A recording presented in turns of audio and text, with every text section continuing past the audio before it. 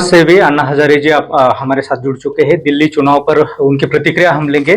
दिल्ली का चुनाव का नतीजा आया है, उसकी तरफ आप किस तरीके से देखते हैं? चुनाव ये जनता के हाथ में है। जनता जो तय करेगी उसको मानना पड़ेगा। अरविंद केजरीवाल की ऐसी कौन सी जो है चूक हुई जिसके कारण उनकी हार हुई? पहले उन्होंने कहा था छोटा सा कमरा है उसको बदलेगा नहीं, उसमें रहेगा, और बाद में पैसा आ गया और शीश महल बनाया, गलत हो गया है। शराब की दुकान निकाला, गलत हो गया है। शराब के लाइसेंस दिया, गलत हो गया है। ये गलती के कारण लोगों ने इनकार किया है।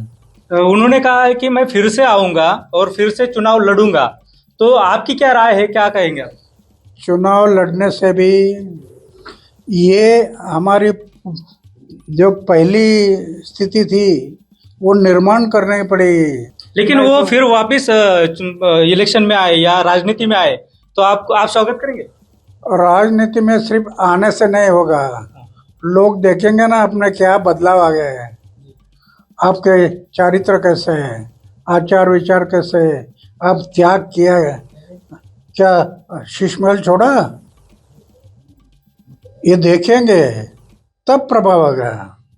अगर वो नहीं छोड़ा, नहीं किया। तो शीश महल एक बड़ा मुद्दा बना, शराब घोटाला बड़ा मुद्दा बना। आम आदमी पार्टी के जितने नेता जेल गए, जिसको लोगों के बीच जाकर वो बता रहे थे कि देखिए बीजेपी ने जेल में डालने का काम किया, लेकिन ये सब कुछ काम नहीं आया और जितने नेता जेल गए थे वो बुरी तरह से हारे हैं। इसके साथ ही भारतीय जनता पार्टी ने 26 सालों के बाद प्रचंड जीत हासिल की है। दिल्ली चुनाव के नतीजों पर हमारे साथ बात करने के लिए आम आदमी पार्टी के पूर्व नेता कुमार विश्वास हैं, जो इस परिचय के मोहताज नहीं है, कवि हैं, कथावाचक हैं, बहुत सारी भूमिकाओं में हैं। लेकिन आज इनसे जानना है कि इनकी पूर्व पार्टी हार गई है चुनाव, इसके बारे में आपको क्या कहना है? मिश्रित प्रतिक्रिया हैं। इस बात की प्रसन्नता है कि अंततः दिल्ली के लोगों को न्याय मिला। उन करोड़ों मासूम सपनों को जिन्होंने अन्ना आंदोलन से उपजी हुई ऊर्जा के लिए स्वयं का जीवन बलिदान किया, जो लोग अपनी नौकरियां छोड़कर आए, व्यवसाय छोड़कर आए, या घर में बैठ के जिन्होंने आशा लगाई कि भारत में एक वैकल्पिक राजनीति हो सकती है, भ्रष्टाचार मुक्त भारत बन सकता है, स्वराज की स्थापना हो सकती है, उनकी हत्या जिस निर्मम, चरित्रहीन और एक असुरक्षित बौने ने की थी, आज उस दुर्योधन को सबक मिला। उसका दुशासन अभी हारा है और वो भी हार ही जाएगा, हार ही हो गई है। दुख इस बात का है कि एक ऊर्जा निकली थी, उसका सदुपयोग नहीं हो पाया।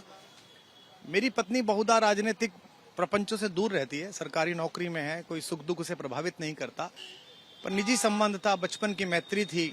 आज जब जैसी जंगपुरा का निर्णय आपके चैनल पर दिखाई दिया तो वो देख रही थी और वो अचानक रोने लगी और मुझे उसे कन्विंस करना पड़ा, क्योंकि बहुत दुख उसने अंदर देखा है। वो उसका निजी दुख नहीं है, ऐसा करोड़ों कार्यकर्ताओं का दुख था। कितने लोग आए थे राजनीति में, कितने लोग आए थे। अरविंद केजरीवाल भी हार गए हैं। जैसे महाभारत के युद्ध में एक अहंकारी दुर्योधन माधव के समझाने पर भी 5 गांव देने को तैयार नहीं हुआ था, जिस निर्लज्ज भाव के साथ उसने सीटें बेची, जिस तरह से उसने सौदे किए अपनी आत्मा के, जैसे अंत में टूटी जंघा लिए हुए दुर्योधन मरा, दुर्योधन गया पृथ्वी छोड़कर। इस नायक का पतन ऐसा दुर्भाग्यपूर्ण तो है। बड़ी आशा तो लगाई थी, लेकिन क्या कर सकते हैं, मैं समझा ही सकता था, मैंने बहुत समझाया। दिल्ली के नागरिकों को बधाई, भारतीय जनता पार्टी के कार्यकर्ताओं ने अप्रतिम मेहनत की और जनता का जो क्रोध था इस सरकार के प्रति वो प्रतिफलित हुआ। विशेष रूप से गृह मंत्री जी ने, प्रधानमंत्री जी ने बहुत श्रम किया।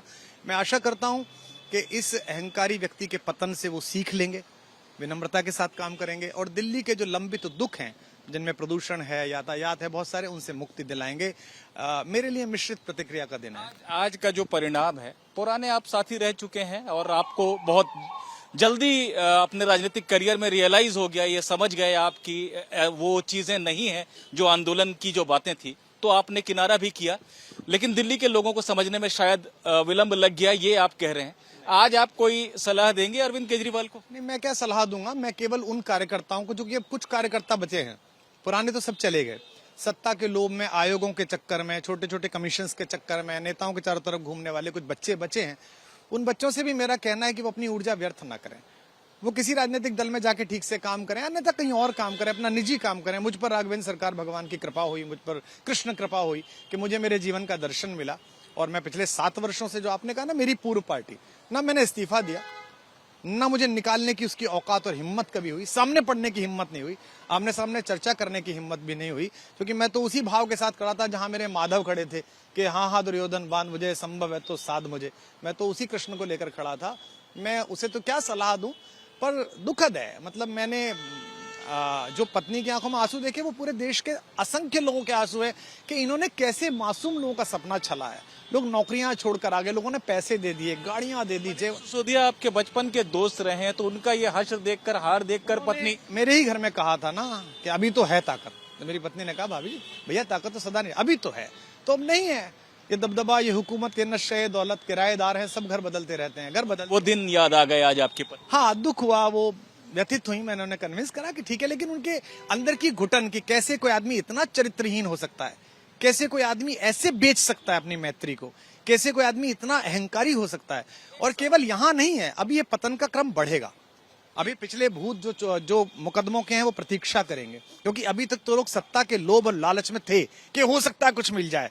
अब तो पता है कुछ नहीं मिलने वाला है। आप और गिरावट का आप अनुमान लगा रहे हैं? मुझे पता है, मुझे आशा है, ईश्वर मुझे जो दिखाता है, जो 2007 में मैंने अहमदाबाद में बोला, जो इनके समय बोला, भगवान जो मेरे को देता है, मुझे ऐसा लगता है कि भारतीय इतिहास की राजनीति के सबसे कलंकित और सबसे गुमनाम चरित्र की तरह, अध्याय की तरह पटाक्षेप होगा। चलिए, कुमार विश्वास जो है वो अब आम आदमी पार्टी में नहीं है, कभी थे। हालांकि इनका कहना है कि ना तो इन्होंने पार्टी छोड़ी, ना इनको निकाला गया, लेकिन पार्टी के साथ संबंध रहा भी नहीं।